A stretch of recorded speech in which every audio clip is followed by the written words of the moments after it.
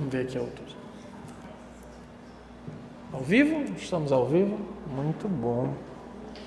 Muito bem. Coisa boa estar aqui com vocês. Mais uma quarta-feira de estudos. Vamos aproveitar esses momentos iniciais para...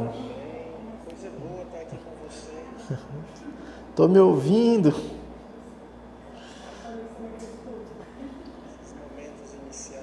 Aqui. Compartilhar aqui, né? Vamos lá, compartilhar. Estamos hoje aqui com o nosso amigo Jenison. Hoje estamos todos de rosa, em homenagem ao Outubro Rosa, não é isso, Jenison? Exatamente. Importante. É importante a gente reforçar essas campanhas de esclarecimento. Hoje temos pessoas vindo a primeira vez, não é isso? A quarta-feira, tem alguém vindo a primeira vez na quarta? Eu acho que Paula, é a primeira vez que você está vindo na quarta? Mas você já está vindo outros dias na casa? Está vindo? Ah, então já conhece o Espiritismo. Você já conhece o Espiritismo, né? Tá assim? Ah, então seja bem-vinda, Paula. Os meninos vêm no sábado, né? Estão vindo na quarta. Acho que é a primeira vez na quarta que vocês vêm. Não? Já tinham vindo antes? Pense na memória, né? É assim mesmo, o tempo é terrível conosco. Que nada, o tempo é ótimo conosco. Peixe, né? Exatamente. Como é a memória de peixe? Isso que ela é pequena. Ah, a memória de peixe é Essa pequena. eu ouvi hoje uma colega falando no trabalho. Eu já estou passando para frente. Siga. É dela, né? Não me culpe. Então, hoje nós vamos fazer uma homenagem ao Kardec.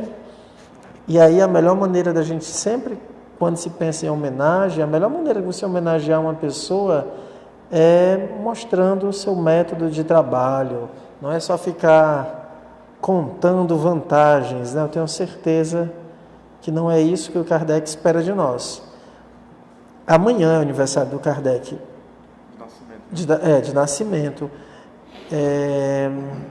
200 e quantos anos, pelo amor de Deus? 215. 1804, né? É 1804, né? Dá 215 anos. Então, a gente vai fazer essa homenagem lendo o boletim para que a gente possa aprender com o Kardec. É a melhor forma de você homenagear alguém. Gênesis, você pode fazer a prece inicial por nós? Bom, ficamos agora com os nossos pensamentos voltados ao nosso estudo, para que construamos um ambiente mais produtivo, né, para nossas reflexões, para que as intuições possam chegar, e rogamos a Deus e também pedimos ao amparo e apoio de nosso amigo Allan Kardec, para que eles estejam aqui nesse momento, nos auxiliando em nosso entendimento sobre o que a sociedade parisiense fez, sobre os ensinamentos das suas rotinas e como elas podem contribuir no funcionamento de nossas casas espíritas e também nas nossas vidas particulares. Que possamos nos afastar um pouco dos problemas do dia a dia por alguns minutos e que aproveitemos essa oportunidade para que, num momentinho de maior comunhão e introspecção e atenção a essa nossa conversa, de que de repente pode abrir a mente, né, para vir uma boa ideia, uma boa sugestão, a gente poder conseguir perceber aquele pedido que a gente vem sempre fazendo de iluminação, de paz e aquela boa intuição que o nosso anjo da guarda certamente vai novamente nos dar, e possivelmente aqui a gente pode ter um ambiente mais apropriado para estar em sintonia com os bons espíritos e que a gente possa também aproveitar esse momento de respiro da nossa rotina para a gente lembrar daqueles que nos querem mal, daqueles que nos odeiam, daqueles que de uma forma ou de outra têm responsabilidades em suas mãos, que todos esses possam receber também as nossas bênçãos receber o que temos de melhor para oferecer, porque eles também são seres em provação, seres em aprendizado, que necessitam de proteção e de iluminação. Todos, porque o mundo só será melhor no futuro quando todos nós formos individualmente melhores.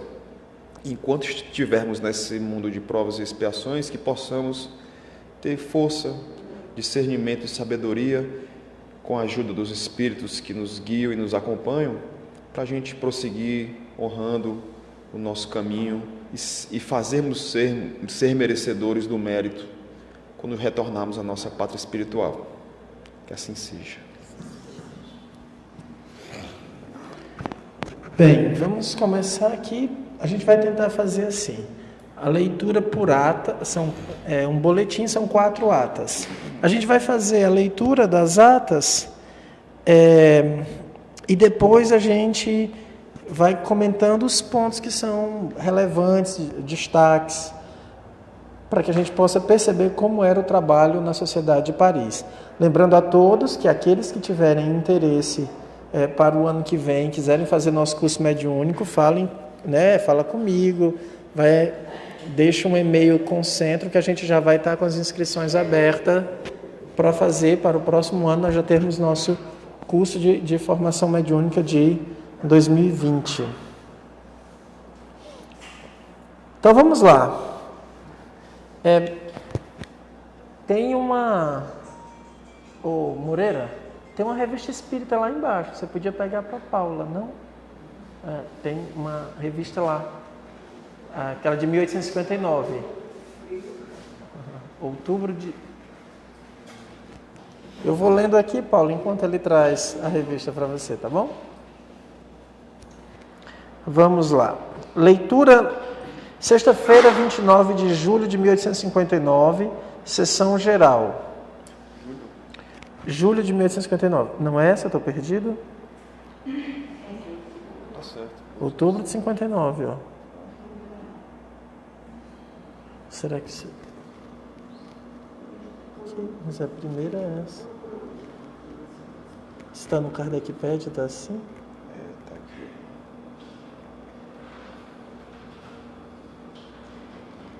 Boletins. Isso. Deixa eu ver aqui. Olha no... Isso, para a Paula, lá. Ó, tem que colocar no mês de outubro. Ela está por mês, tá, Paula? Só a gente tá aqui uma conferenciazinha aqui nos originais para ver como é que tá isso aqui. Deixa eu olhar aqui 29 de julho. Eu acho que ali foi que não deve ter saído. Por que tem 29 de julho? Porque em agosto eles ficaram de férias. Uhum. Então ele está fazendo a ata da última sessão de julho. Que em agosto nós estamos em outubro, ele vai estar publicando. Só não tem o cabeçalho, a leitura da dos trabalhos. Pronto, né? Então está tudo ok aqui. Comunicação, não, tá feito. Tá? Então vamos lá. Diz o seguinte. Leitura das atas dos trabalhos da sessão anterior, sessão geral. Aí a gente tem que lembrar, quando falar sessão geral, vocês vão ver que é aquela onde pode ter visitantes. Quando é sessão particular, não pode ter visitantes. Leitura da ata dos trabalhos da sessão anterior. Então, ele sempre começava lendo o que aconteceu na reunião passada. Aí ele vai dizer, comunicações. Fatos, as comunicações aqui não são as comunicações dos espíritos, a gente tem que entender a dinâmica. As comunicações são as comunicações que ele está dando para o grupo. Os avisos da casa, exatamente. Fatos curiosos de previsão de morte e avisos de além-túmulo ocorrido com os senhores de Chamissot e de Bruno, falta aqui o pessoal do francês, emigrados que residiam em Coblence em 1794, e outro com a Condessa CH, que serão publicados. Observações microscópicas e analíticas da matéria da escrita direta.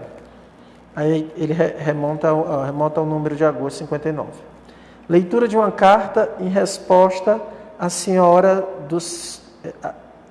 Desculpem. Leitura de uma carta em resposta à remessa da evocação do Sr. J. de La Sartre, feita na sessão de 22 de julho.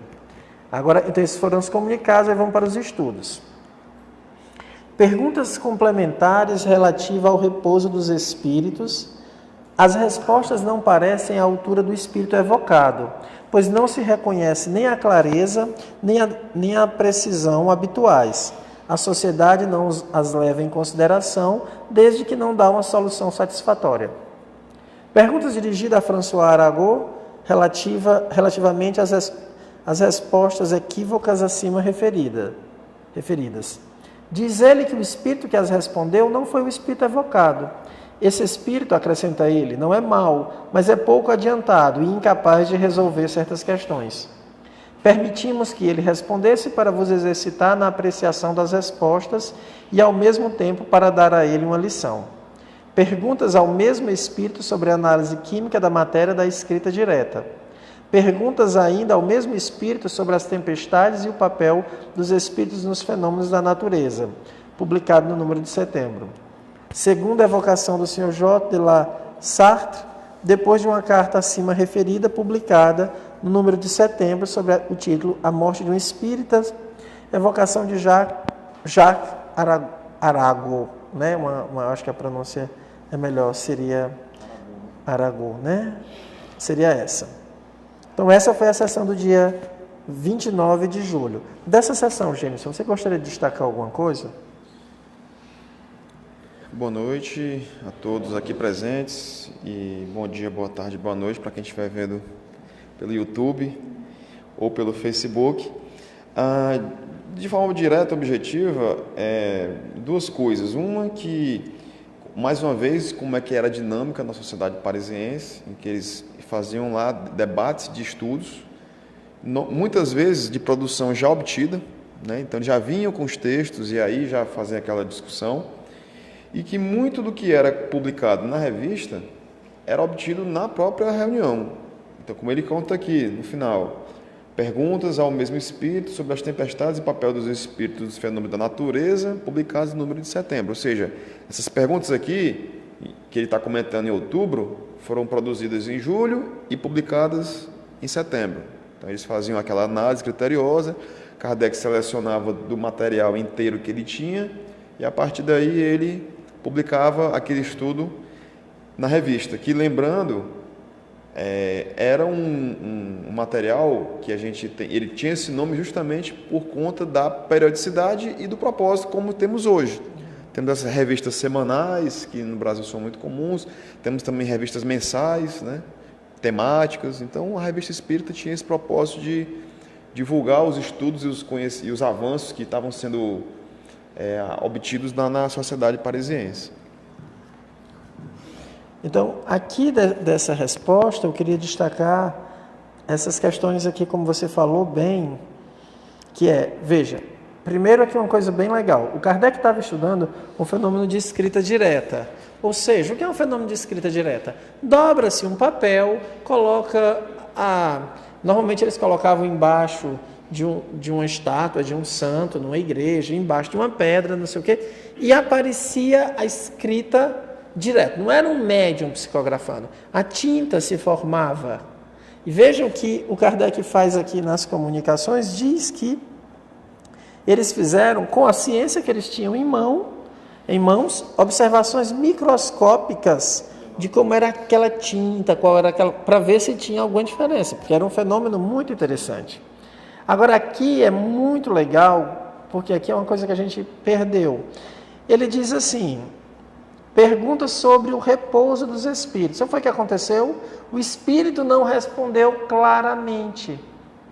As respostas não estão claras. Não só as respostas não estão à altura do espírito evocado, nem reconhecem claramente as precisões habituais. O que foi que eles concluíram? A sociedade não levou em consideração aquela resposta. Pois a gente não tem acesso à pergunta, mas é relativo ao descanso, a necessidade dos espíritos descansarem. É sobre isso, o repouso é isso. Sobre as necessidades de como é que os espíritos descansam. Mas veja que a sociedade considerou não satisfatória. O que é que se faz com um caso desse? Pronto, a resposta não é boa, ninguém morreu. Quer dizer, todos morreram já da época, né? Assim, mas na hora ninguém morreu. As respostas simplesmente não foram boas, a sociedade entendeu que não era boa, ok. Mas aí eles perguntam a um outro espírito sobre as respostas equivocadas.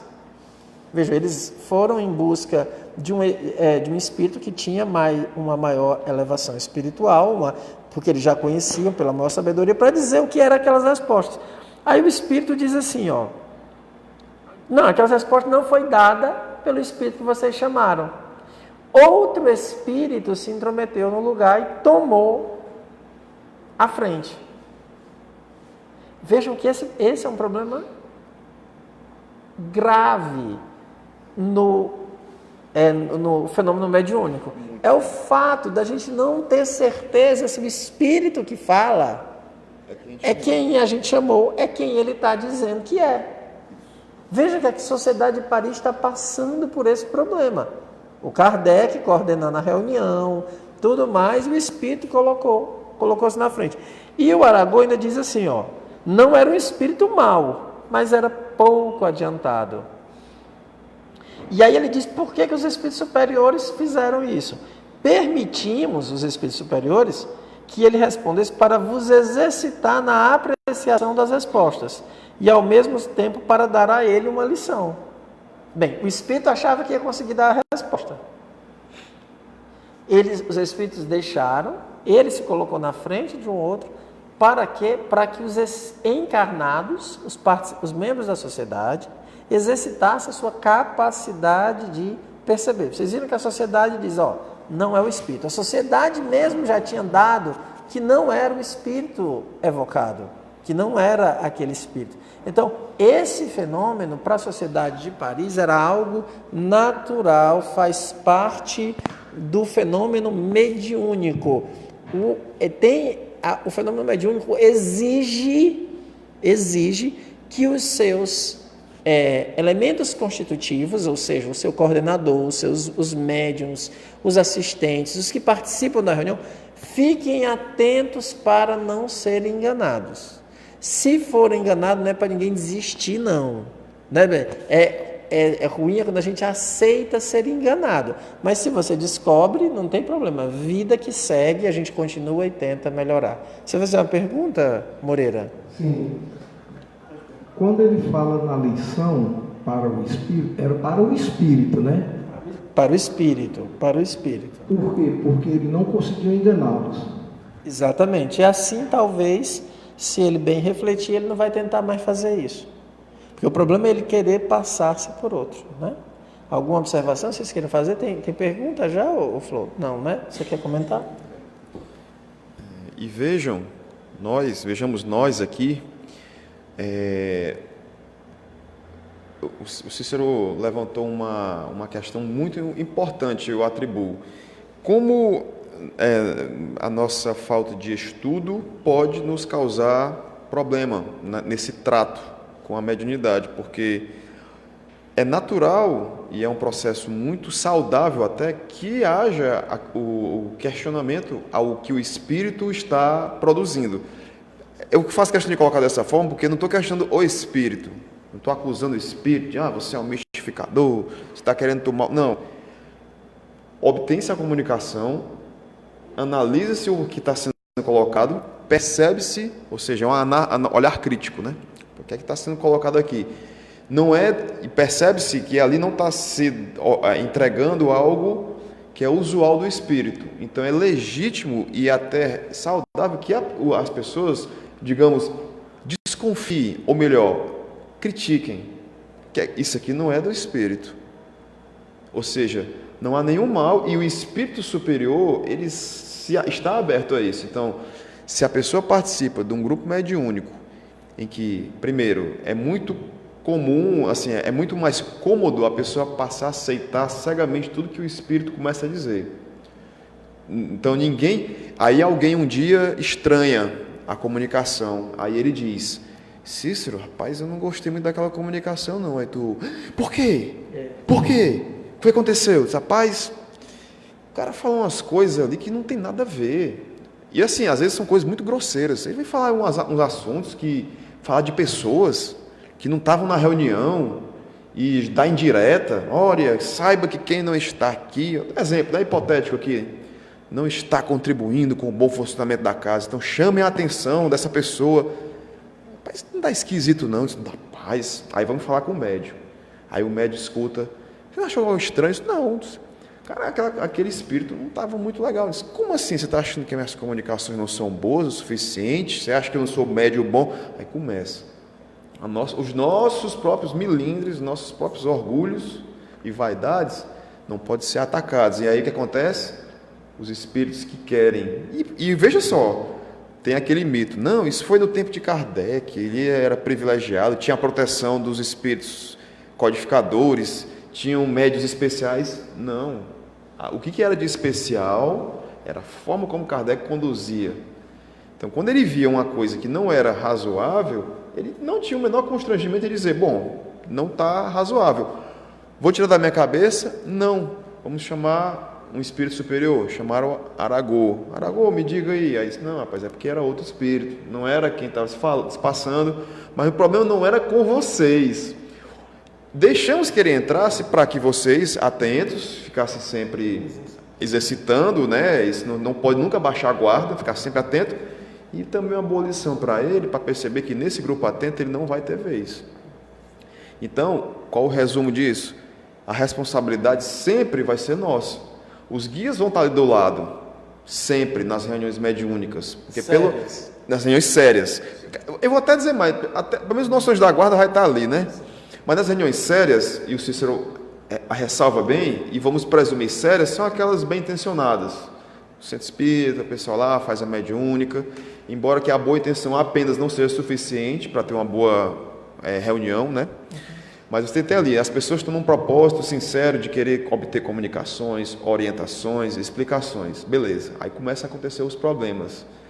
A culpa não é dos médiuns, ou não é dos evocadores, ou não é dos dialogadores que estão ali conversando. Às vezes é uma própria provação para que as pessoas fiquem atentas e o próprio espírito veja que ali não vai ter espaço para isso. Então a responsabilidade é toda nossa. Não adianta confiar que os espíritos vão proteger, que vão botar guardiões na porta do centro, que a reunião mediúnica só pode ser feita dentro do centro porque ele está protegido. Não, era Kardec, na sociedade parisiense, lidando com os médiuns que usualmente estavam lá em comunicação. E não havia nada de mais nisso, né, Cícero? Então, não é do médium, né? Não. O que passa? Mas onde é que ele pode ter cumprir isso? Não, é porque depende do que você chama de culpa.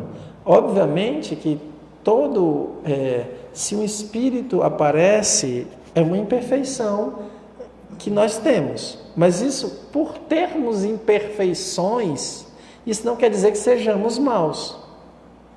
Porque você não poderia dizer que entre nós tenha um médium que não tenha nenhuma imperfeição, e as imperfeições são as portas por onde os maus espíritos adentram. Então, você não pode, para eliminar a possibilidade de ter sido o médium que atraiu, você teria que ter um médium sem imperfeições. Mas aí você vai ter a questão do meio, você vai ter a questão do médium, da intenção, da seriedade. A gente vai fazer um estudo aqui no nosso grupo de sábado, né, que é o grupo Mediúnico Vicente de Paulo. A gente vai fazer um estudo só sobre seriedade, porque o Kardec fala o tempo inteiro sobre seriedade. Só grupos sérios têm assistência dos bons espíritos, porque os grupos sérios são aqueles que tem um objetivo, que eles não querem comunicações por comunicação, eles querem chegar a uma finalidade. Então, agora se a gente pensa assim, não é uma culpa para apontar, não, a gente precisa ir trabalhando as nossas imperfeições. Então não cabe dizer assim, aquele médium, às vezes bem devotado, recebe uma comunicação do mau espírito, por influência do meio, porque tinha outras pessoas ali naquele meio que não estava legal, mas também para que ele lembre que não é perfeito, que precisa se trabalhar. Por isso que não existe nenhum médium que nunca foi enganado. Todos os médiuns deram comunicações. Todos os médiuns que a gente conhece, né? Pode ser que tenha algum médium escondido em algum lugar que nunca ninguém viu.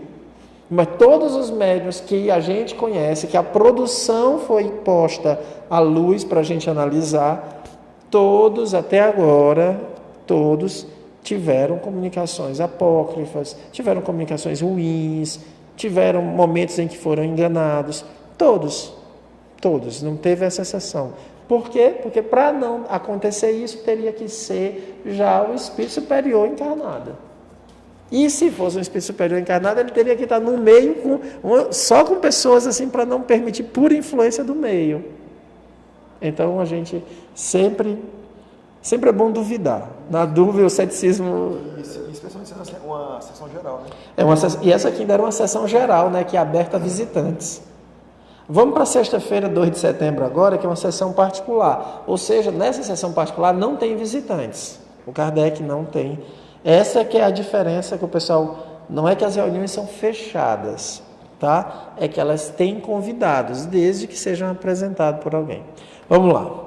Leitura da ata dos trabalhos da sessão anterior, como sempre. Negócios administrativos. Por isso que ela era uma sessão particular, porque ela falava da administração do grupo. A apresentação e a admissão de 2 novos membros efetivos e de um membro correspondente em Madrid. Comunicações. A carta do Sr. Det, membro da sociedade, citando uma passagem notável extraída do Tableau de Paris, de Mercier, da edição de 1788, 12º volume, intitulada Espiritualistas. Esta passagem atesta a existência daquela época de uma sociedade formada em Paris, tendo por objetivo as comunicações com os espíritos. Fornece assim mais uma prova de que o espiritismo não é uma criação moderna e que era aceito pelos homens mais representativos. Ele vai publicar. O Sr. S. observa a propósito que naquela época um tal Martinet Pascal havia fundado a seita dos martinistas, a qual também pretendia estar em relação com os espíritos e por meio que os iniciados deviam manter em segredo. A carta do Dr. B, de Nova York, agradecendo à sociedade o título de correspondente que lhe havia sido conferido e dando interessantes detalhes relativos à exploração mercantil do espiritismo na América. Leitura de várias cartas do Sr. Dumas, membro efetivo da sociedade de Sétif, na Argélia, contendo um grande número de evocações, muitas das quais de grande interesse do ponto de vista do estudo. Elas informam que vários médiuns se desenvolveram naquele país e que o espiritismo é objeto de grande preocupação. Entre fatos citados, destaca-se principalmente o seguinte: um carvoeiro pouco letrado, tendo experimentado escrever como médium, a princípio obteve apenas traços irregulares, com os quais encheu seguidamente 6 páginas. A seguir teve a ideia de colocar essas páginas uma depois da outra e achou que os traços combinavam, formando um conjunto. Depois, essa mesma pessoa escreveu páginas inteiras com grande facilidade, mas a abundância, a prolixidade e a natureza de certas comunicações fazem recear uma obsessão. O Sr. Allan Kardec ressalta um fato de manifestação espontânea produzida em sua casa numa reunião e em circunstâncias notáveis. Presente à reunião, a princesa S. manifestou o desejo de evocar o Dr. Belfi, seu médico, falecido há 7 ou 8 meses. 3 médiuns, entre os quais a filha da princesa, que também é muito boa médium, foram tomados de movimentos convulsivos violentos, quebrando os lápis e rasgando o papel. Intimado a se dar a conhecer, o espírito acabou dizendo, depois de alguma hesitação, que não ousava declinar o nome. Premido pelas perguntas, respondeu que sabiam o seu nome pelos jornais, que era um miserável que havia matado, que era ajudante de açougueiro, assassino da rua de La Roquette, executado recentemente.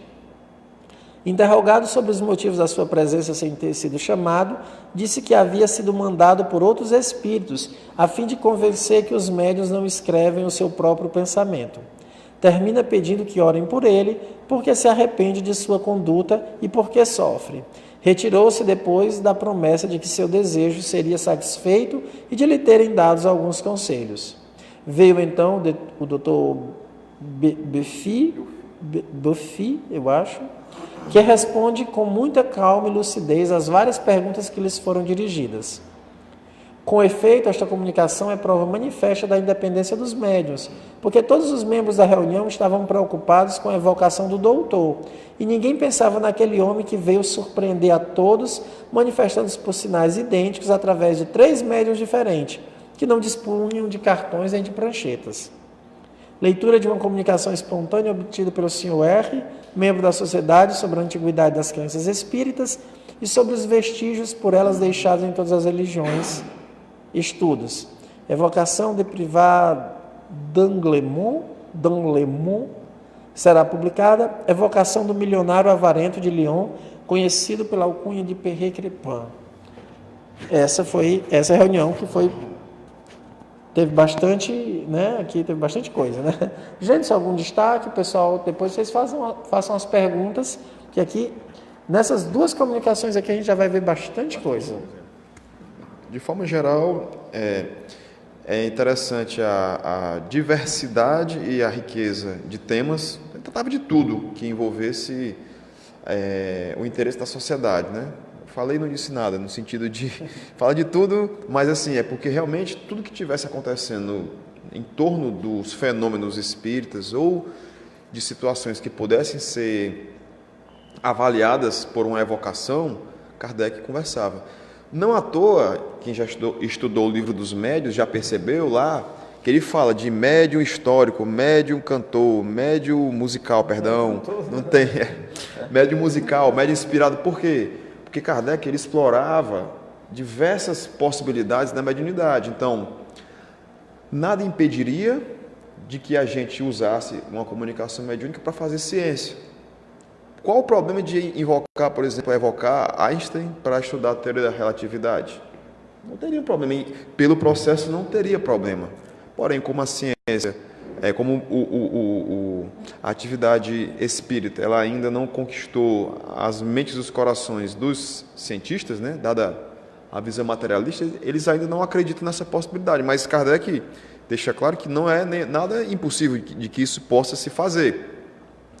E uma outra coisa que eu também achei muito interessante, que ele já percebia à época os problemas da mediunidade nos Estados Unidos, né? Como lá ela perdeu credibilidade, e isso ele alertou também no livro dos médiuns, por conta do uso comercial da mediunidade. Então, ele não condena, ele fala aqui, não vou, assim, em outros momentos da obra, ele não condena em si, mas ele alertava para os riscos, e quase que invariavelmente esses riscos se concretizam. Por quê?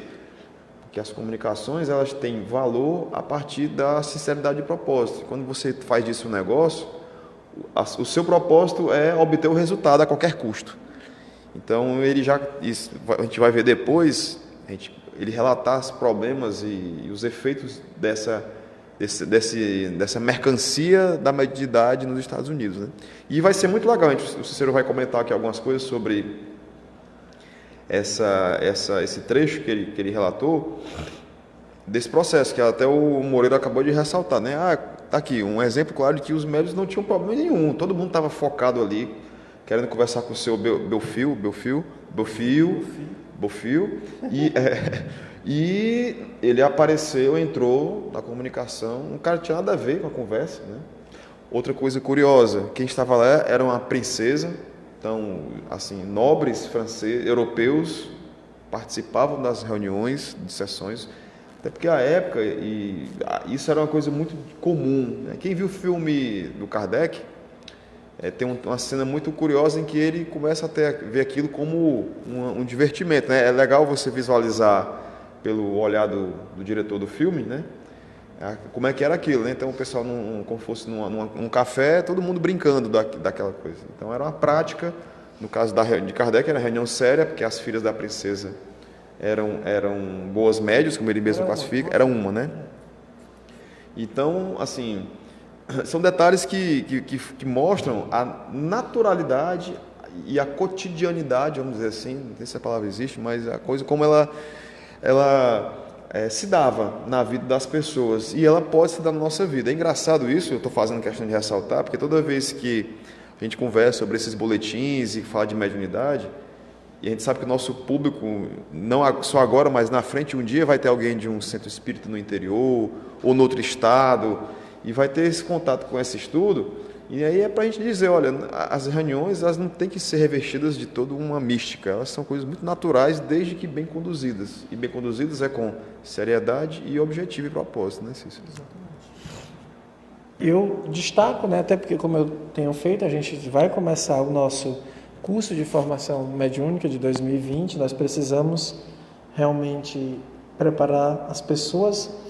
Vejam aqui algumas coisas bem interessantes. Veja aqui a história do carvoeiro.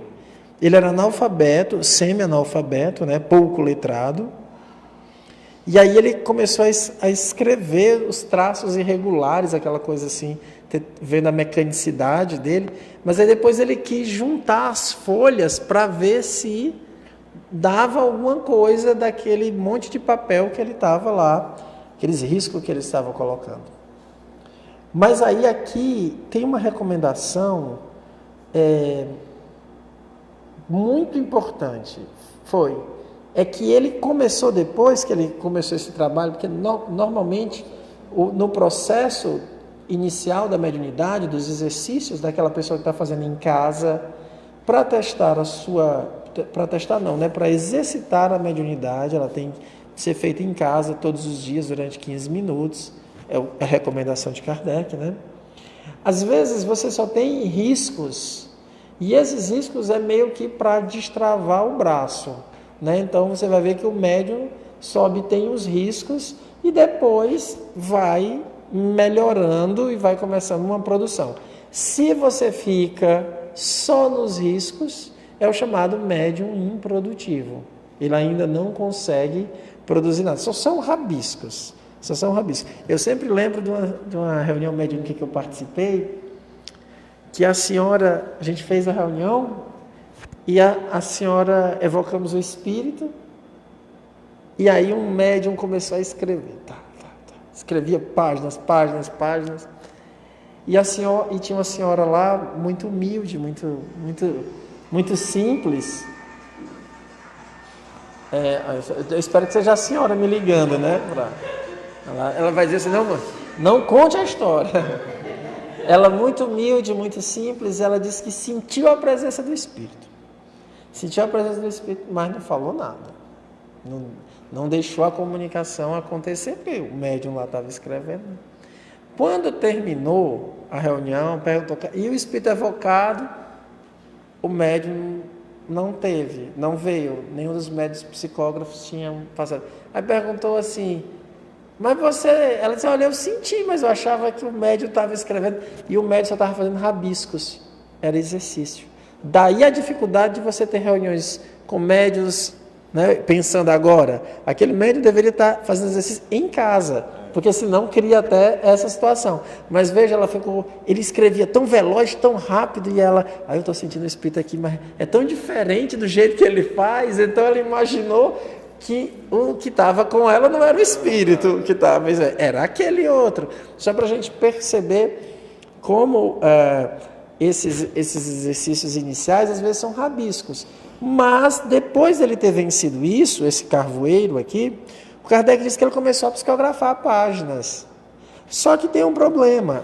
Muitas páginas, que era abundância, ou seja, muitas páginas, prolixo, fala demais, escreve demais, é muita coisa, e a natureza das comunicações fazem recear que seja uma obsessão.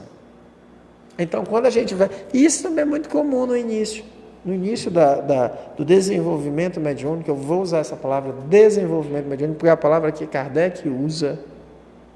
Algumas pessoas não gostam dessa palavra, preferem educação mediúnica.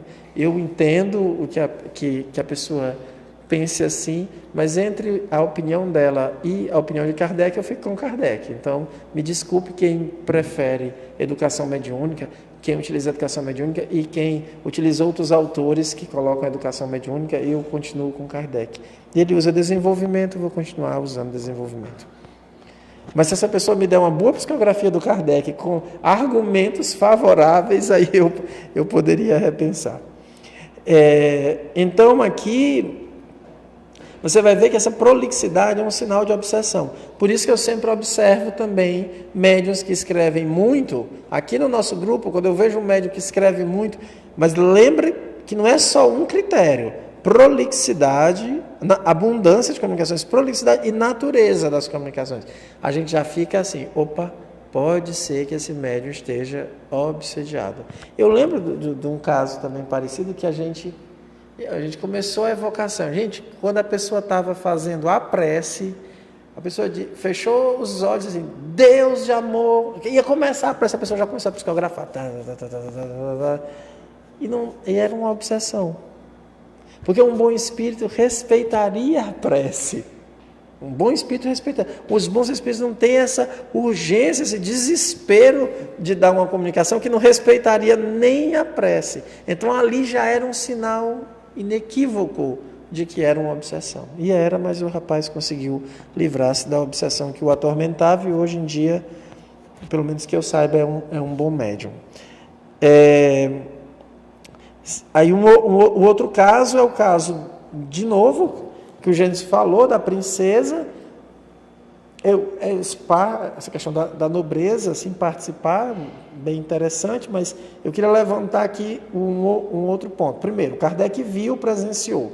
Aqui tem uma grande questão, tem 3 médiuns, e o espírito mau consegue influenciar os 3 médios. Essa é uma discussão muito grande que a gente sempre tem em reunião mediúnica, né, sobre essa questão da influência só o espírito superior pode. E o que a gente está vendo aqui? Que um espírito mau influenciou os 3 médiuns presentes, todos com a mesma característica. Qual era a característica dos espíritos? Desse espírito, ele era violento, ele tinha movimentos convulsivos e violentos, quebrando o lápis, rasgava o papel, intimando a se dar a conhecer. Depois vai ter essa comunicação que talvez a gente até analise, porque ela foi publicada. E aí é interessante que aqui você vai ver um fenômeno que eu já percebi, que é muito fácil, que é os médiuns parece que têm mais facilidade de dar comunicações desses maus espíritos do que dos espíritos bons. Por quê?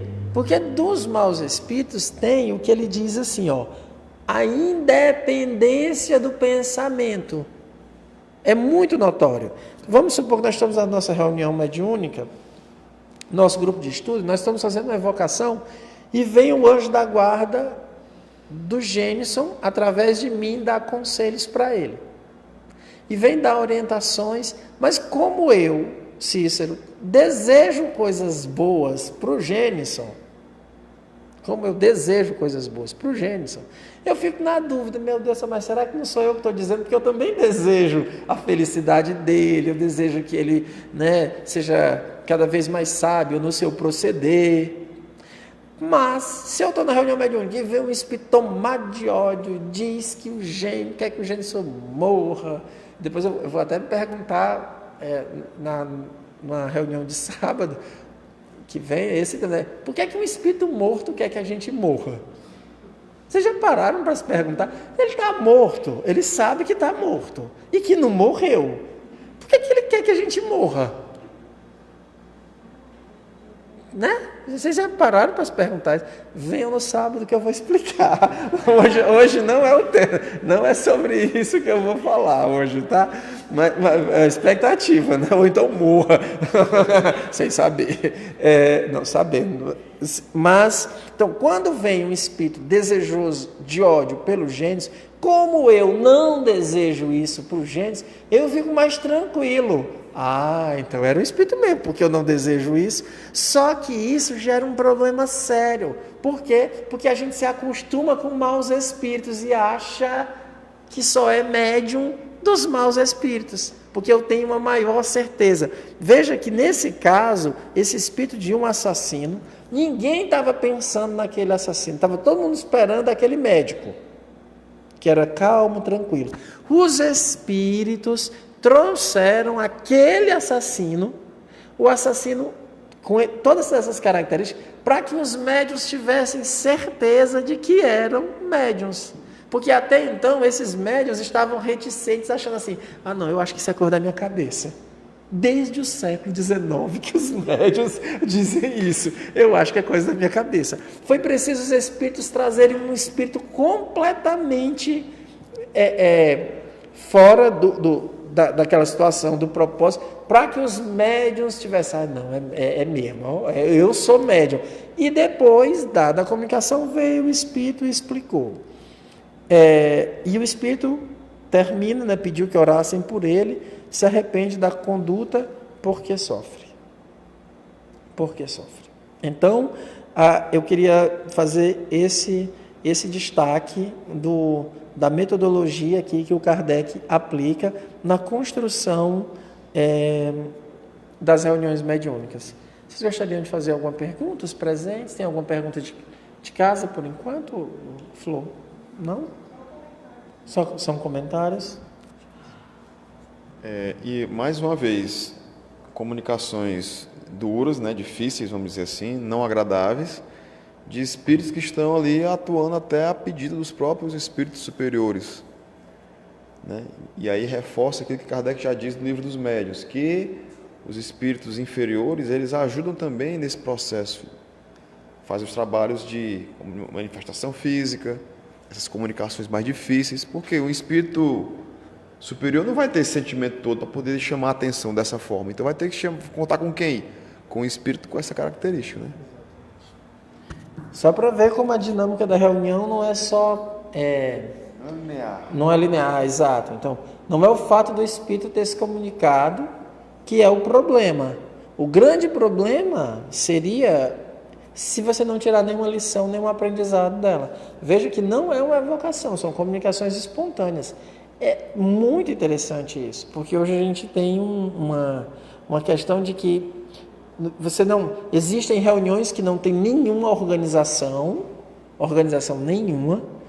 Vamos abrir aqui, vem aqui espírito fonte, e existem outras que são engessadas demais. Tem que ser desse jeito, não pode fugir 1 milímetro da regra. Então, não é assim. Você tem que ter uma organização, porque a organização demonstra a seriedade do grupo, o objetivo do grupo, mas tem que ter espaço para todas essas situações. Veja, o assassino da rua se comunicou. Foi executado, né?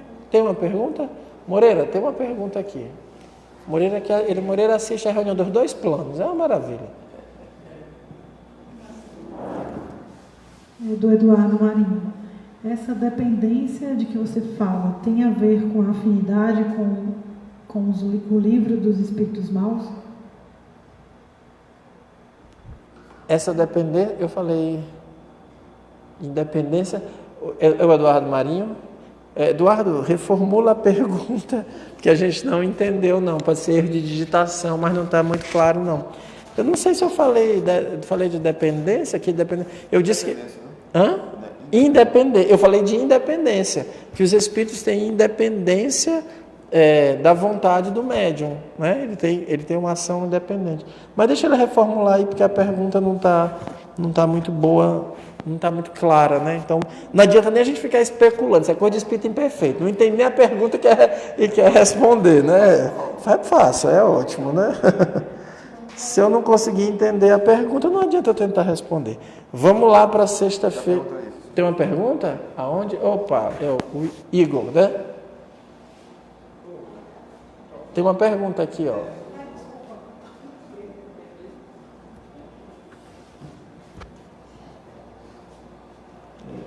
Qual é a necessidade de continuar evocando os espíritos nos dias atuais? Sendo que quase tudo que nós precisávamos para a evolução do espírito já foi perguntado. Muito bem.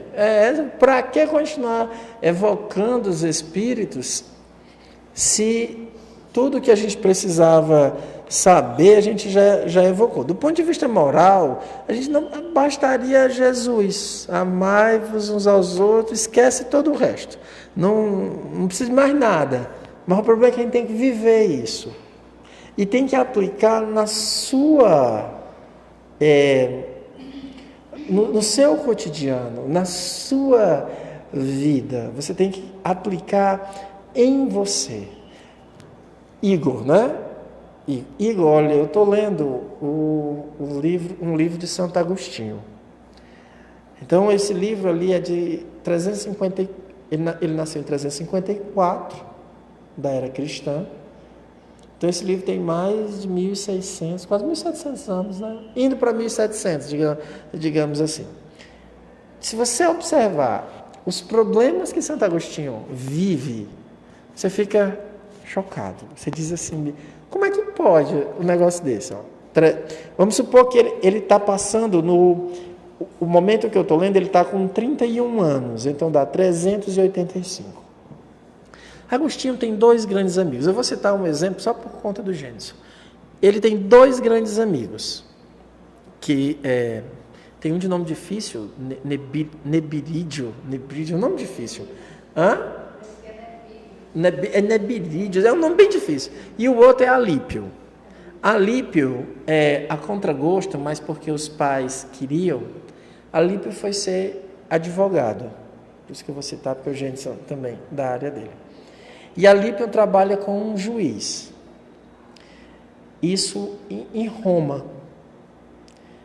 Mas tem um senador em Roma, 384. Tem um senador lá que todo mundo tinha medo dele, porque ele gostava de... pelo poder, as pessoas tinham medo dele. E esse chegou lá para Alípio, que era o subalterno em relação ao juiz. Ele tinha um juiz e tinha Alípio, né? Alípio não mandava mais que o juiz, não. Mas como o juiz estava com medo do senador, mandou ele conversar com Alípio. O senador queria que mudasse a lei, porque uma ação que ele queria fazer era contra a lei. Mas como ele queria fazer, ele queria que Alípio mudasse a lei para que as ações que ele fosse cometer não fossem mais ilegais. Gente, é 384, parece que é hoje, né? Parece, até os personagens, assim, na verdade é hoje. E o Alípio diz, não, eu não vou ceder, eu não posso fazer isso. Eu não posso ceder. E o cara oferece vantagens para ele. Fala, não, a gente vai aqui, vamos conversar. Vai ser bom para mim, vai ser bom para você. O que a gente pode fazer? E o Alípio diz, não, a gente não vai fazer isso. A gente não vai mudar, né? Então não vai poder fazer a mudança. Veja que a gente não aprendeu ainda essa questão que a gente pensa que corrupção, essas coisas, é uma coisa moderna. Olha aí, Santo Agostinho, o localizado, o pontual, ele já estava ali enfrentando. Aí eu falei sábado também, Santo Agostinho estava em Cartago, ele saiu de Cartago, porque ele era professor em Cartago, e ele não aguentava dar aula em Cartago, porque os meninos invadiam a sala e ficavam fazendo baderna. Ele foi para Roma para fugir disso. Quando ele chegou em Roma, que era o centro, o coração do mundo, os alunos entravam nas salas aos gritos para atrapalhar as aulas e tomavam, e ainda dizia mais, eles iam trocando de professor todo mês, que era para não pagar. Então, quando terminava o mês, eles não pagavam e mudavam de professor, além de atrapalhar a aula. O professor era procurado isso. recebesse dessa aula. Só recebesse dessa aula, né? E aí, até que ele vai para Milão, onde as coisas é muito calmas. Mas eu estou dando 2 exemplos, que é um exemplo de educação e o exemplo no direito, para você ver que os problemas dos anos 380 são os mesmos problemas atuais. A gente precisa aprender muitas e muitas vezes. Vai ser necessário a gente... Por isso que uma encarnação só não dá. É impossível a gente aprender. E aí... Está tendo que voltar para ver. Porém, a gente já teve Moisés, que já poderia ter dado conta da história, com o Decálogo. Nós já tivemos Jesus. Isso nós estamos falando no mundo judaico-cristão. Mas essas verdades, elas já foram espalhadas em todos os povos, tinham os seus chamados reveladores de segunda ordem, né, que estão ali mostrando coisas. Você já tinha Sócrates explicando um monte de coisa. Você tinha Agostinho. Olha, você lê Agostinho de Hipona. Gente, isso... Como é o nome do livro que você está lendo? Que é a Confissões. As Confissões. Você está lendo qual? Você lembra aí? Eu sei que ele tem 3 Então, Agostinho escreveu muito, né? Então, ele...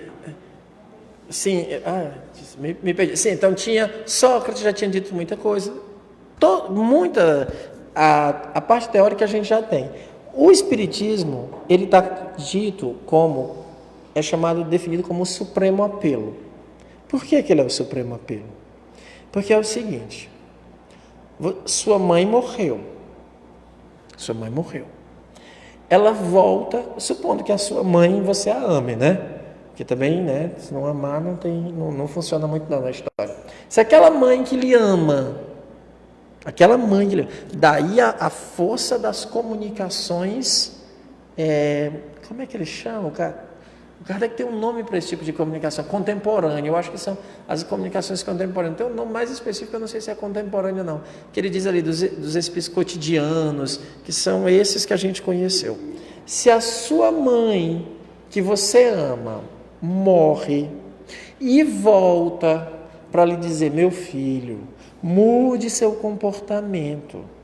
Por quê? Porque aqui eu estou ou feliz ou sofrendo pelo meu comportamento na Terra, quando eu estava viva. Não, mas aí é através de uma evocação. Pode ser uma comunicação espontânea ou uma evocação, tanto faz. Não, a gente evoca justamente por isso. Por quê? Porque as pessoas têm o aprendizado, você evoca para aprender com os espíritos. Continuamos aprendendo com os espíritos situações novas. Por exemplo, tem situações novas que o livro dos espíritos não abordaram. Por exemplo, a questão de pessoas que morreram de overdose. A questão do autismo não foi abordado. Tem muitas questões ainda para o nosso aprendizado. E isso que o Gênesis falou. Sobre, por exemplo, ciência. Um dia os cientistas vão começar a compreender que quando você for fazer o seu estudo particular, quando você for estudar, meditar sobre as coisas, é que a gente faz umas evocações indiretas. Aí você evoca pedindo a inspiração. A evocação do anjo da guarda é fantástica para os nossos trabalhos, as nossas atividades de inspiração, para nos ajudar. Então você evoca o Espírito para lhe dar força para continuar trilhando no caminho do bem, porque a gente nos falta forças, né? Então a comunicação dos Espíritos ela é permanente. As espontâneas para aprendizado. Mas olha uma outra coisa. Pense, você tem um amigo seu que se suicidou. Como é que você faz para ajudá-lo, se não através das evocações? Através das preces, é uma maneira geral também, mas você ora, mas evocar um espírito que está em sofrimento é tirá-lo para ajudá-lo a sair do sofrimento. Então as evocações têm muita utilidade. Os espíritos em estado de perturbação, o espírito está em perturbação, você evoca para ajudá-lo, ele está perdido, não sabe o caminho, você evoca para ajudá-lo. As evocações é um meio que o Kardec mais utilizou e é o meio que a gente deveria mais utilizar. E se alguém aqui tiver a necessidade particular de conversar com o seu parente,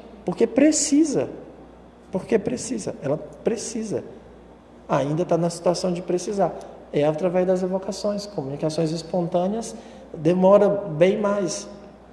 Então as evocações continuam sendo o método mais útil de fazer a ciência espírita avançar. Ela é mais urgente do que nunca. O estudo da nossa alma ainda falta muita coisa aí. Para a gente aprender da nossa alma, falta muita coisa ainda. Então, tem um campo bem largo ainda pela frente, né? Pode fazer. Segundo a doutrina espírita, o que é que ela pensa em relação a pessoas que botam carta, né? Búzios, em relação à religião do candomblé, que pessoas também corroboram. O que é que a doutrina espírita pensa em relação a isso? Se são espíritos obsessores, se são quem? Mas primeiro, assim, o Espiritismo ele não pensa nada sobre outras religiões. Ele não tem opinião formada. Só colocar assim. Por quê? Porque não é da ordem do Espiritismo. O Espiritismo se limita ao seu trabalho. Como ciência, o Espiritismo fala daquilo que está na ordem dele. Ele não vai além. Então, nós não temos nenhum olhar. Volto a repetir. Tem uma passagem que pergunta a Kardec, esse mês de outubro, se você ler, você vai ver sobre a aparição de Salete. É uma aparição atribuída a Nossa Senhora em Salete. Então é a aparição de Salete. Você vai ver como é que o Kardec diz. O Kardec diz assim, é possível? É. O fenômeno é assim, assado, tal. É Nossa Senhora? Ele diz, não sei, não me deram as informações, não me deram a comunicação. Então, você vai dizer assim, búzios, tarô, tudo mais assim, é possível? É verdade? Não sei, não me deram as comunicações para eu analisar. É possível? É possível. Ele mesmo reconhece isso. Ele mesmo reconhece. Quando ele foi num vidente, Kardec foi num vidente que tinha lá numa floresta. Ele foi e viu. E era muito engraçado que esse vidente só via num copo. Essa história do vidente é maravilhosa, porque o vidente via num copo lá, e tinha que ser para o vidente tal copo de tal maneira que ele tinha 2, porque se quebrasse o copo que ele usava, ele já tinha outro lá no lugar que ele já tinha preparado. O Kardec achava assim, isso é uma bobagem, isso não faz sentido. Do ponto de vista, depois estudando, analisando, ele observou, o vidente usa aquele copo como um catalisador, é verdade, funciona. Para ele, funcionava. Não é o copo, mas funcionava como um catalisador, despertava nele. Veja, o Kardec não chegou para ele e disse assim, largue seu copo, saia dessas suas vidências, venha para o grupo espírita, porque nós... Não, ele respeita o que cada um faz. Nós não temos... O fenômeno mediúnico, espíritos se manifestarem, não é um privilégio do espiritismo. Os espíritos se manifestam em todos os lugares. Eles, em outros lugares, dão-se vários nomes.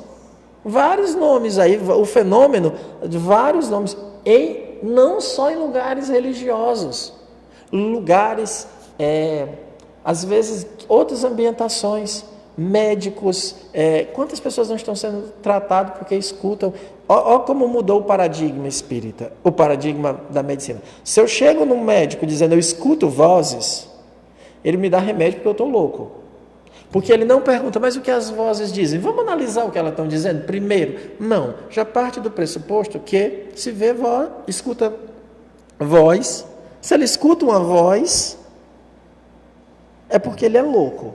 É um esquizofrênico, ele é um bipolar, alguma coisa. Eu queria saber o que a pessoa faria com Santo Agostinho.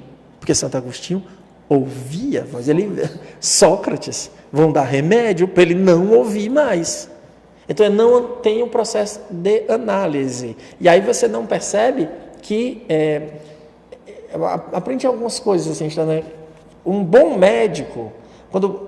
Ele diria assim, o Gênison chega, hoje é o Gênison, né? Peguei aqui, o Gênison chega, olha, eu estou sentindo uma dor aqui terrível no peito, uma dor tal, uma angústia tal. Aí você faz exame de sangue, aí ele diz, olha, você não tem nada. Como não tem se ele está sentindo? O que eu, se eu fosse honesto, diria era, as nossas ferramentas de aferição, do nosso ponto de vista, que a nossa ciência tem, você não tem nada. Agora, você tem alguma coisa que nós não conseguimos captar. Mas existem médicos honestos. Teve uma senhora que veio para cá, aqui para o André Luiz, porque ela fazia exame aí no posto, passava mal. Aí o médico disse, olha, minha senhora, nós não temos nada aqui. Não sei se também você já estava, não aguentava mais dela tanto ir lá. Ele disse, olha, vai para frente, porque o seu caso é uma macumba. O médico, não, lógico, as palavras não são a ideal, mas ele foi honesto, ele disse, olha, os meus métodos não conseguem captar o que você tem. E ela tinha alguma coisa, era uma questão espiritual. Então, não é privilégio nosso, não é. Agora, há uma questão assim, por que na Umbanda é uma obsessão? Isso é uma bobagem sem tamanho. Não tem nada a ver. Depende de quê? Propósito, seriedade, objetivo. Tudo aquilo que for cobrado, quando se tratar de espírito, você tem que ficar com o pé atrás. Por quê? Porque não depende do médium. O Gênison pode ser o melhor médium que for, mas se o espírito não quiser falar, não tem jeito. Então, se eu cobro, você já suspende a mediunidade.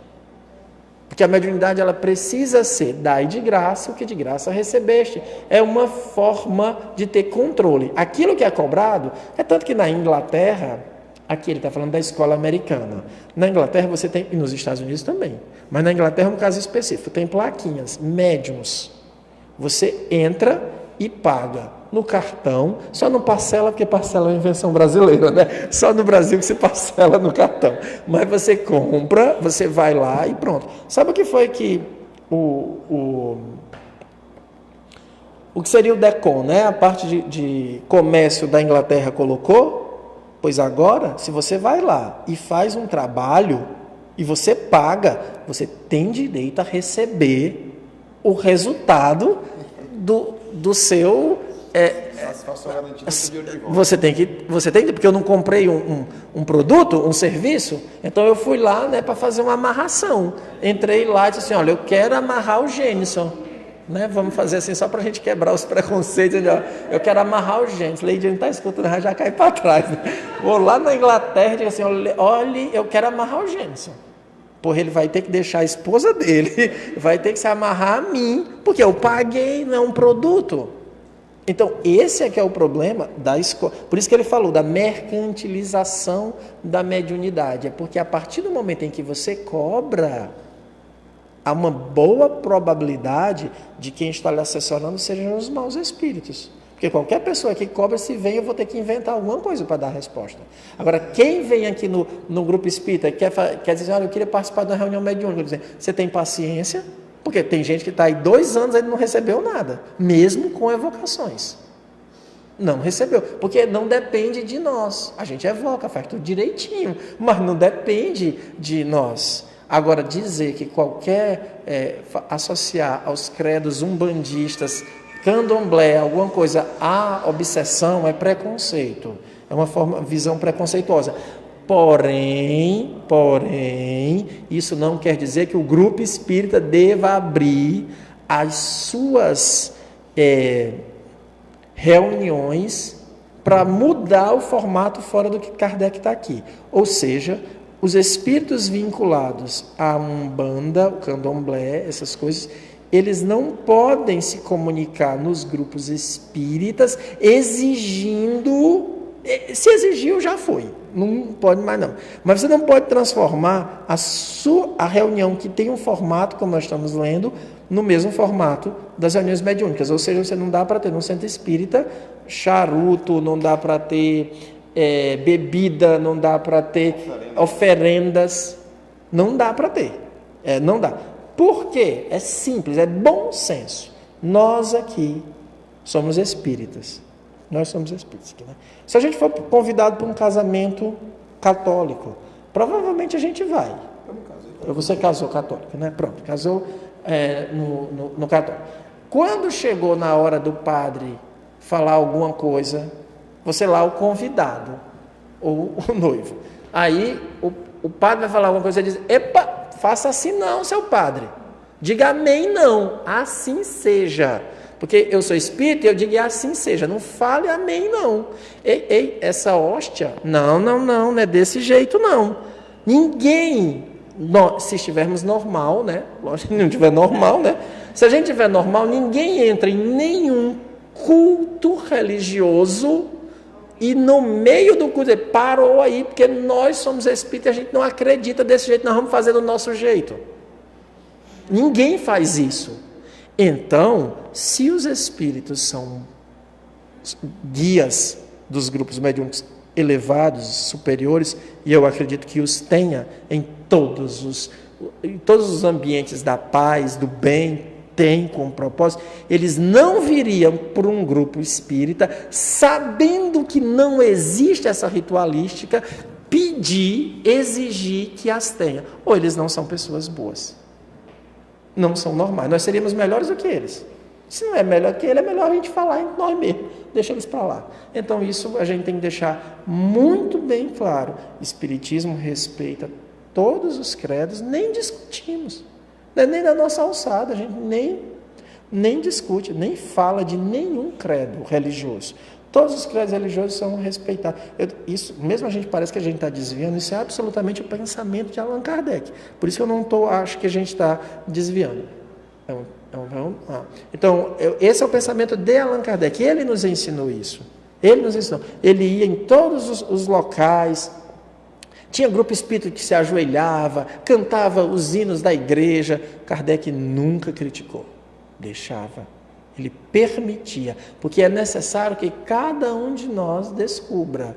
Agora, ele nunca permitiu alterar uma vírgula da estrutura da Sociedade de Paris. A Sociedade de Paris é desse jeito.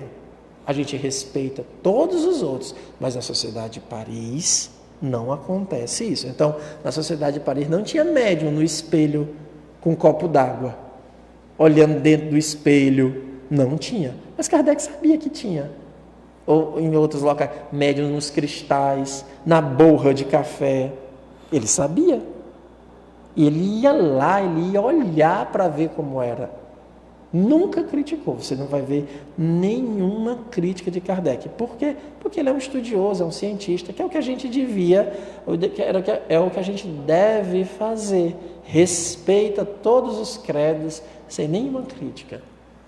E o fundo do pensamento de Kardec, se você olhar no livro dos Espíritos, na Lei de Liberdade, ele fala disso, olha, não tem assim uma religião melhor que a outra ou pior que a outra. A melhor religião é aquela que, textualmente ele diz, a que mais fizer homens de bem. Então, ele já deixa claro que ele não julgava nenhuma religião, nem dizia se era ou se não era, ou questionava isso, e ele muito menos ele tinha essa preocupação, né? Até porque ele não tinha a visão da doutrina espírita como uma religião. Então não haveria uma colisão de interesses ou uma colisão de princípios. Na verdade, cada um com sua cultura, porque ele tinha correspondência com gente de vários locais do mundo. Então ele sabia, olha, tem gente na África aqui, tem gente na Europa, tem gente na América, tem gente na Ásia. Então eu conheço, tem gente no Oriente Médio, Oriente Distante. Então eu sei que cada um tem a sua forma pessoal de expressar seus rituais, a sua fé. A doutrina espírita está preocupada apenas em dizer o quê? Existem espíritos, eles interagem conosco, eles serão os encarnados de amanhã e nós seremos os desencarnados de depois. Então, o que vai interessar é como eu levo essa vida, porque no outro lado eu vou sentir o efeito disso, como disse o Cícero, ou de muita alegria ou de muita tristeza. Então, o que também não se pode é a imposição de lá para cá, nem a condenação daqui para lá. Então, eu estou num ambiente em que eu me digo espírita. Na minha casa tem uma imagem de Nossa Senhora de Fátima, que eu acho até muito bonita, tem um tercinho enrolado nela, vez por outra eu faço o terço com a minha esposa. Entendeu? Isso não é o problema. A questão é se eu estou me tornando uma pessoa melhor com isso. Porque se eu estou ali rezando um texto com a minha esposa, vai estar o nosso anjo da guarda, vão estar os nossos espíritos amigos, todos ali envolvidos naquela reunião. Eu faço o evangelho no lar, eu faço um culto, eu faço rezo um texto. O que interessa é nós estarmos ali reunidos. Por quê? Porque naquele momento nós vamos estar rodeados dos espíritos amigos e nós confessando os nossos próprios erros para si mesmos, né? Falamos de Santo Agostinho, né? E a confissão é isso, né? Porque existe apenas uma pessoa para ouvir, porque tem um pai de santo que vai me fazer um trabalho, né? Porque tem um padre que vai me passar uma penitência para eximir a minha culpa. Não, eu é que vou dizer, olha, eu estou reconhecendo que errei, e aí eu preciso, daqui para frente, agir diferente. E é isso que interessa, resumidamente falando e pretensiosamente tentando resumir o pensamento de Kardec na parte moral. Porque no Evangelho ele fala da vida do Cristo, você tem vários aspectos, tem a vida dele comum, a questão mística, mas uma coisa que ninguém questiona é a parte moral. Então, se a questão moral ela atende, Então, isso é o que importa. Então, a doutrina espírita, eu tenho meus pensamentos pessoalmente, mas eu não posso falar em nome da doutrina espírita. Qualquer coisa que eu fale diferente disso, eu não estou falando em nome da doutrina espírita. Ah, não, não gosto, não concordo, critico, acho errado. Isso é o Gênesis, isso é o Cícero, isso é a Flores, qualquer um. A doutrina espírita ela não se ocupa nem dessa discussão, né, Cícero? Nem dessa discussão. O caminho é bem esse. A gente, amanhã, 215 anos do aniversário de Kardec, é a gente pensar nisso, gente, é usar o Espiritismo para se transformar, para ser uma pessoa melhor, compreender a mediunidade. A mediunidade tem que ser uma experiência íntima de cada um deve buscar exercer a mediunidade, esquecer que a mediunidade, essa associação à mediunidade, estritamente a reuniões mediúnicas, esquecer as reuniões mediunidade, a livros psicografados. Isso é uma bobagem sem tamanho. A mediunidade é para nos fazer progredir, sermos úteis, para que a gente tenha o nosso progresso moral. O importante é que a gente progrida moralmente, todo mundo em casa, no silêncio, na sua intimidade, buscando observar a si, examinando o seu comportamento, excluindo o que tem, tentando combater o que tem de vício, o que tem de equívoco, se esforçando para ser uma pessoa melhor, para domar as paixões, para utilizar bem a razão, para chegar em um objetivo que é o progresso espiritual. Todos nós que fizermos isso, estaremos assessorados dos bons espíritos, seremos espíritas. É tanto que tem uma categoria chamada espírita sem saber. Então a pessoa era espírita e nem sabia. Então é uma categoria, já está lá classificada no livro dos médiuns. Eles eram espíritas sem saber. Porque o que é o espírita, se não é aquela pessoa que tenta domar as suas más paixões, as más inclinações, tenta ficar melhor. Então, eu lendo agora, estudando, eu coloquei na cabeça que eu vou estudar Santo Agostinho, não vou só ler, porque eu lia muito, citava muito, mas não estudava. Agora estou estudando mesmo, né? Você fica vendo como Agostinho era espírita, embora o tempo inteiro ele esteja falando da igreja católica. Mas você vê que tudo aquilo que a gente almeja está nele, nas confissões e nas outras obras, mesmo obras como a da Trindade, mesmo obras como da verdadeira religião, que são bem específicas, da Cidade de Deus, assim. Mas você vê assim, os conceitos que a gente pode usar, o conceito de interioridade dele, a observação de si, a noção de arrependimento, a noção de arrependimento. Agostinho diz que nós somos, lógico que ele está sendo platônico, né, usando o conceito que Platão já dizia, né, que é assim, ele fala que a vida é um grande mar, e que tem um porto. Esse porto é a filosofia, mas é o porto para uma cidade maior. Essa cidade é a cidade da beatitude, da vida feliz. Mas para a gente chegar nesse mar que a gente está navegando, a gente tem que ter cuidado, porque a gente tem um grande rochedo no meio assim, do caminho, né? Que é um empecilho enorme chamado orgulho. Então nós temos que chegar pela via filosófica, porque em Agostinho não tem separação, olha como é totalmente espírita, não tem separação entre ciência e religião, não tem. Para ele, a filosofia, ele percebeu que os filósofos antigos, todos estavam no caminho certo, ele não sempre é honesto em dizer, olha, isso aqui foi muito útil, os textos platônicos, neoplatônicos que ele leu, sempre foram muito úteis, só que ele dizia, faltava alguma coisa. E aí ele fica falando isso, a gente tem que, o que é filosofia? É amor à sabedoria. A gente tem que amar a sabedoria. Se a gente não aprender a amar essa sabedoria, e a gente vai continuar amando o que é perecível,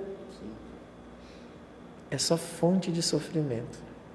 Mas isso aí a gente vai fazer um encontro só sobre Agostinho, e aí a gente vai discutir isso daí. Mas o importante é a gente ter essa certeza. Eu queria tanto que se o Marquinhos tivesse comigo, acho que eu vou trazer o Marquinhos para falar de Santo Agostinho aqui para nós. Porque a gente precisa utilizar esse conhecimento que é o Espiritismo, essa chave que é o Espiritismo. O Espiritismo nos dá a oportunidade de estudar a nossa alma. Então, utilizemos isso para sermos uma pessoa melhor. Toda forma de exterioridade é perda de tempo.